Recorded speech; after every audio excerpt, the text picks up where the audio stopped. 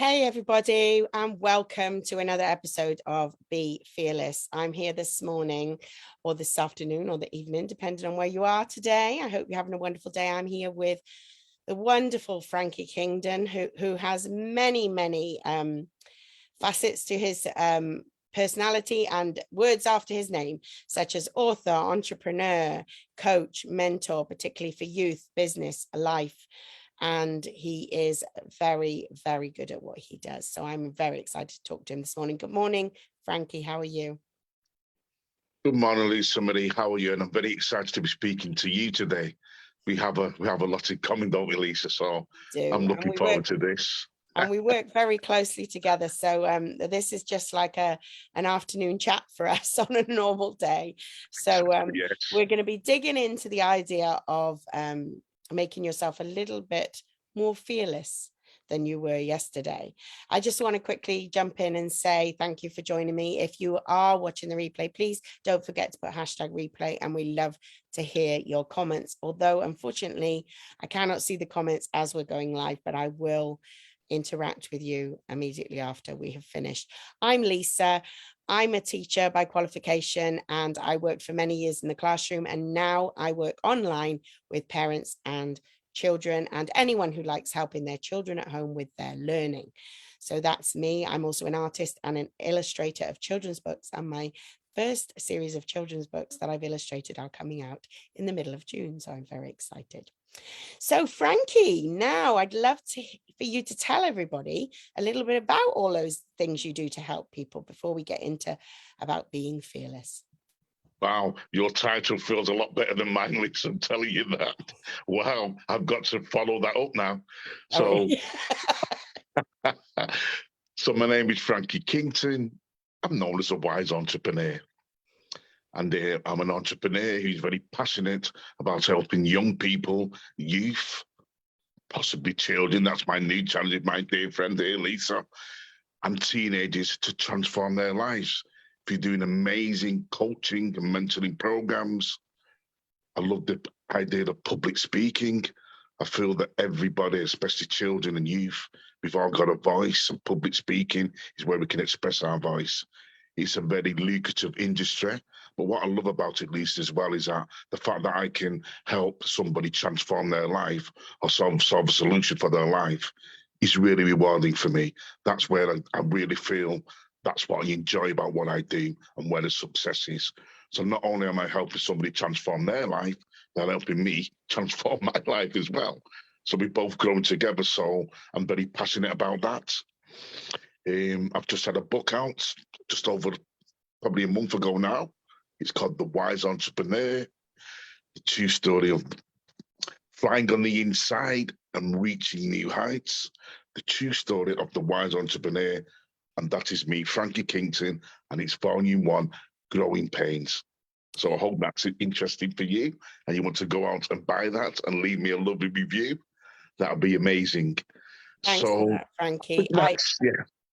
I was just going to say I've read his book, and it's brilliant. It's a great read, and it'll help you to. It's a very grounded, real story of his life, and I highly recommend it. Could help you to solve lots of problems that you have in your life.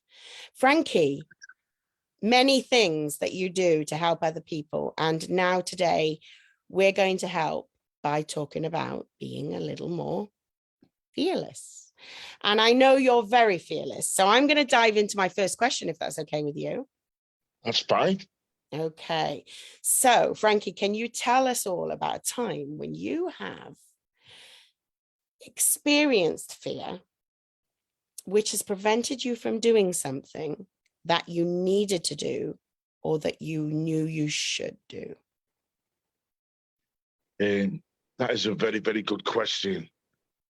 I think for me, as a black male growing up as a black male, obviously had to experience a lot of fear and a lot of challenges in my life. I would probably say, going back into my school years, because it relates to my book as well, Lisa, and I've written this in my book. There's times when I've got myself into fights, and then if you maybe being picked on, being bullied, and I've actually got myself for the fight. I've actually been, in the fight. So I was okay, but I had to tell the teacher because I was upset what had happened, and I told the teacher what had happened, and the teacher actually stuck up for me. He actually said, "Well done." And I respect you for actually telling me what's happened. He said, if you're being bullied and people are picking on you, the whole idea of, dealing with this fear is to try to retaliate or fight back. Now, that's what I was brought up at that time, Lisa, to believe, because that's what we used to do at that time as a boy, growing up in school. When you're being bullied, you're taught by your parents to fight back or stick up for yourself. So I did that, but I had the courage to tell the teacher that I'd just been in a fight. Mm. And the teacher praised me because I told him what had happened, and he heard my story. Then he heard the other side of the story, and he agreed with my story. So we said, "Well done for sticking up for yourself." And he had a word with the other guy as well who had a fight with, and he told me basically that you can't go around bullying people or picking on people because of the colour. So basically, that was something which I experienced at quite a young age. But I've realised that, because of my colour, because I'm black and that this was going to be something, a fear which I'm going to have to overcome in my life, a lot in my life, because I was getting picked on all the time. So at a young age, to deal with a situation like that in school at a young age showed me that I could probably deal with being picked on or being bullied and probably have the strength to overcome something which I feel was fearless at the time. So that taught me a lot about the society what I'm going to grow up in and the person that I'm going to have to be, and learning to be self-disciplined and learning to be around the right people. Yeah. And not get myself into too much trouble. So learning that at that age really put me in good stead for me actually being here, Lisa, and actually writing my book as well. So I've learned a lot through experience of going through fearless situations and situations where I've had to be, strong or face fear, you know. And they've helped you to then find these solutions that you now use, obviously in adulthood, to deal with those situations. Because I think we all have them, don't we? We all have these times when we experience fear, and being bullied and experiencing fear because you're different in some way can be very, very challenging for young little people. But it can also be very challenging for adults. I think in the age of social media, I think we've still got a situation where you've got trolls and you have all sorts of people that can sometimes say things that are less than complimentary, and we have to learn to have a bit of a thick skin and learn sensible, appropriate ways of dealing with it.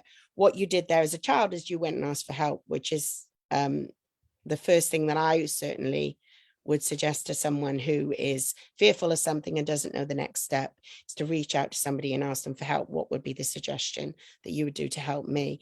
Do you have some ideas for some actions that you would take now as an adult to overcome any of your fears? Could you share with us any successful strategies that you've used now in your perhaps in your life in business and as an author and as Frankie Kington, the wise entrepreneur? I would probably say to overcome fear, I would always say, Lisa, because it's a really good question. Fear is false evidence appearing real. Have you heard that one, Lisa? I love that one. That's my favorite go-to. And that's what it is, false evidence appearing real. Yeah. So, with that, in that moment when we're feeling fear, we have to do it no matter what the outcome is. Because what actually happens, Lisa, we're so scared to do something that we feel that everyone's going to sit there and start laughing at us. But what the reaction is, Lisa, is because you're taking the courage to do it, people applaud you and praise you for doing that. So that's what I'm trying to say. So the fear as well, Lisa, is in our mind. Yeah. But usually when we're doing something, especially like we're standing up on stage or we speak to somebody or we got to do an exam or we got to do a talk, it might be even a speech at a wedding, yeah. What we've got to remember is everybody wants you to do well. But this little gremlin and these fears on your shoulders saying, you're not going to do it, Frank. We're going to stop you from doing it. We're going to make you doubt. We're going to make you do things wrong. That's usually what happens. But I always say to anybody, no matter what happens, do it, because it might go wrong and it might not. And people will always praise you. But what you learn from it, Lisa, is you learn, I am not going to do that again, no matter what the outcome is, because we always feel, Lisa, that we can do better. That's so That is a true. great sign. When you feel you Yeah. can do better, it means that I am going to do better. And that tends to what happened, Lisa, you know? So it's a matter of practicing fear, putting yourself in situations where you've never done that before, Lisa. Put yourself out there. Out of the comfort zone, yeah. Out of the comfort zone, exactly. So when you're pushing yourself out of the comfort zone, the idea to feel that fear is to get used to being out of the comfort zone 24/7. I say Yeah. it's comfortable being uncomfortable. Yeah. It's a And you great way said of dealing with fear. there's a couple of things you said there as well that I want to pick about that were really, really great. You mentioned that if you do something and, you know, it works out well, you know that you can do it. And you've got that great sense of, oh, I don't have to be fearful anymore because I know that I can do this. But also, even if it goes wrong, you've also got that feeling of being able to bring yourself back and say, well, the world didn't end. It was fine. You know, nothing terrible happened. It didn't quite go the right. So you can learn from both experiences, can't you? And as we know, failure is a part of life, and it can help us to learn. And you've given a great example of how you learned very young about being fearful of a situation, but trying to work through that fear. And the other thing that was amazing about what you said, you talked about how when you're a public speaker on the stage and you have that fear and you have those little shoulder gremlins or you have those little imposters coming in and like, oh, who are you to do that? You've also got the fact that you're being protected by that fear because your brain is protecting you, isn't it? Because if you didn't fear anything at that moment of stepping on that stage or, you know, even being live here on Global Speakers, if you didn't have a little bit of fear, then you wouldn't be doing your best. You wouldn't push yourself out of your comfort zone to be the best you can be in that moment. You'd just be like sitting back going, nah, you know. So the fear can also help us to be better as long as we can keep it under control and say, yes, a little bit of this fear can be really, really magic for us because it can make us do our very best and push us to places we've never been, like you said. But also, we need to control that bad fear that's sitting on our shoulders, whispering those things we don't want to hear. So thank you so much for that, Frankie. That was amazing. Thank you. Huh? Thank you, Lisa. Oh, well, I also want to Great ask you questions. Great specifically, questions. very personal question here, really. Do you have any current fears that at the moment you're working through and finding strategies, or have you experienced something very recently the way you've found strategies to come through that? Very good question, Lisa Marie. I'm working through fears. I must admit, I'm working through fears because I'm doing things like I've just said, I've not done before, Yeah. and things which I feel are really important to me Yeah. and really mean a lot to me and to the outside world and the environment what I'm in. So for me, it's a case of I'm one of these. If I tend to do something, I tend to keep doing it and doing it and doing it. So I'm one of these who likes to practice stuff. If I do it once, I want to master it. So sometimes that brings up a lot of fear because I'm thinking, right, am I doing it right? Am I coming across right? Will people like me for who I am? Will people like the product and the services, what I want to sell them? Will people take it on board? So, you know, there's always fear. And I think when you feel in that fear in different situations like that, it really makes you, like you said, Lisa, check in on yourself. It really makes you get better. It toughens you up. And It's like, a key thing you said there was always. There's always fear. And that's interesting because I did slightly word the question to say, was there something you've just gotten over? But I didn't need to say that, did I? Because let's face it, if we didn't have any fear, in our life, we wouldn't be human. It Exactly. wouldn't be normal. So we Yeah. all have fears, and it's something that we experience on a day-to-day basis, but it's how we manage it and it's how we deal with it that's important. Yeah, you're right. And it's right, Lisa. It's how we deal with it. That's right. And it's important. And, you know, there's always help, Lisa. One thing I've learned as I've gotten older, as you said before, is to ask for help. Mm, Because when if them fears start weighing us down, we need help, don't we? Maybe that definitely. mentor, maybe that coach, Yeah. maybe that little somebody to lean on to just give us that little bit of advice. Not to be a couple of words, just to somebody to say, look, this is what you need to be dealing with. You know, that Yeah. helps as well, Lisa. So fear as well. My fear sometimes is asking for help. So I've Mm, got to deal with that and overcome that, asking for more help and not being ashamed of that. mm. That's to do with fear as well, because you might think, oh, you might think I'm stupid, Yeah. you know. And that's really important. I think that's one of the keys you've brought out, such an important thing, that asking for help is something that's very brave, and a lot of people still have fear around it. And it's working on that and dispelling the myths, because even if you're the best coach in the world, or you can solve so many people's problems, you cannot step outside of yourself and solve your own. You're always going to need an outsider to help you with that. Well, it's not that you can't, but it's a lot easier when you bring somebody else, that they can see things that you may take much longer to see or may not quite see. So yeah, absolutely. I 100% agree with you. There's a lot of fear around that.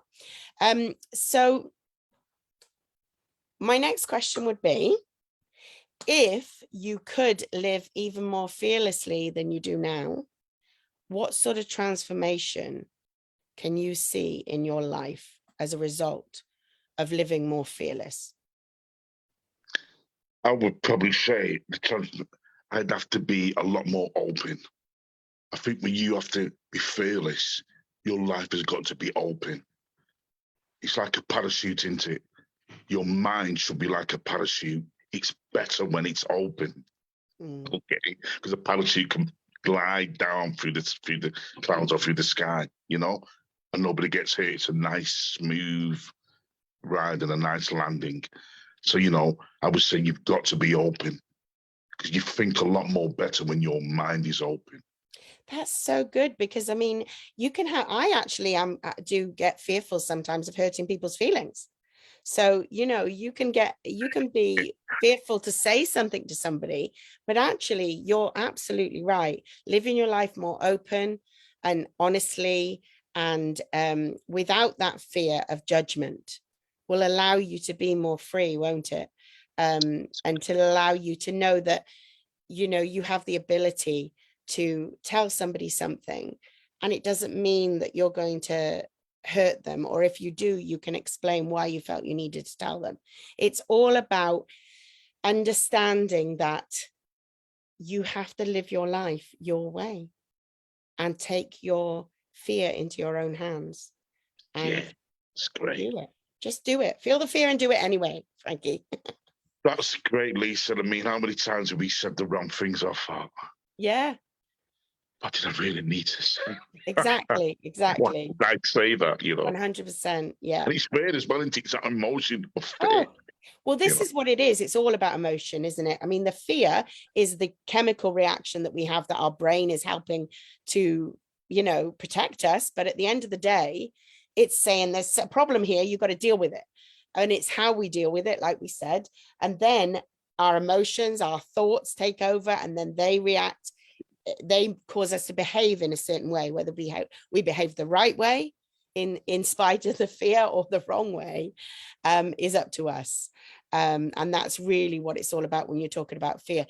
So I have one more question for you, my friend. Yes. What would you say to somebody here who's listening, and they are allowing the fear that they have to stop them from moving forward in their life and following their dreams? Maybe it's leaving a job, maybe it's leaving a person, maybe it's moving to another country, whatever it may be. That's a very, very good question, that Lisa. Yeah, because I probably had a lot of built-up fear in my life. I would say always seek advice from the closest people to you. Always seek advice from the closest people to you. If you're going to do anything, always do the homework, the research onto where you're going to go. It could be that you might be leaving the country or you might be going to another job. Always do the research on what it is that you want to do and where you want to go. Always check out all the information, what you need before you go and do it. It's like me going for a job interview. What I usually do to take away a bit of fear and a bit of tension, if it's a far job, I will go a day before to see where the job is. Mm, So I know the right. route, and then I check out the company and I write down 3 or 4 things about that company, what I like, what I can ask in that interview. Or if I'm going to go to another country or go anywhere, I take 4 or 5 or 6 important aspects of why I want to go to a job, or I want to go to another country, or I might even want to go on holiday, or I might want to live in another country for a couple of months and work there. Always do the research and the evaluation of where you're going. And then you can write everything down what's positive, and maybe you can look at the things what are negative and write them down and think, right, what are the positives? Do the positives overweigh the negatives? Or do the negatives overweigh the positives? And then make a choice. So you can Okay. do that, but always speak to the closest people and tell them what you've done. And they can say, oh, that's a good idea, friend. That's well done. You've addressed the situation. So that then, Lisa, avoids disappointment and sometimes making the wrong decisions, Mm, you know? mm, So, if you do your homework, whatever you're doing, whether it's a job, an exam, a course, meeting people, studying, whatever you do, you've always got to do just that little bit homework. I always do the research on what it is that I'm actually doing. So I'm planned and prepared for the unexpected. very good. I'm going to nip in a quick bonus question there, Frankie. I hope you forgive me. We've got a few more minutes. And I wanted to ask you about business, particularly, and fear surrounding business. I know there's people that in this climate at the moment, due to the pandemic, lots of people working from home, there's people that are considering going off and maybe having a side hustle that they can bring some extra money in for their family, or they're considering starting a business where they're hoping to do that instead of their full-time income at the moment. And some people have lost jobs, unfortunately. So my question about that situation is, what advice would you give to someone as a business person who's gone and felt that fear and gone and opened a business, in spite of what everyone around you might be saying and what you might be hearing? You've done it anyway, because there are always naysayers, Frankie. We know we can't get away from them. What advice would you give to someone about being fearless in making that big life decision, a big, huge life decision, such as this, such as going in and starting a new business or changing career?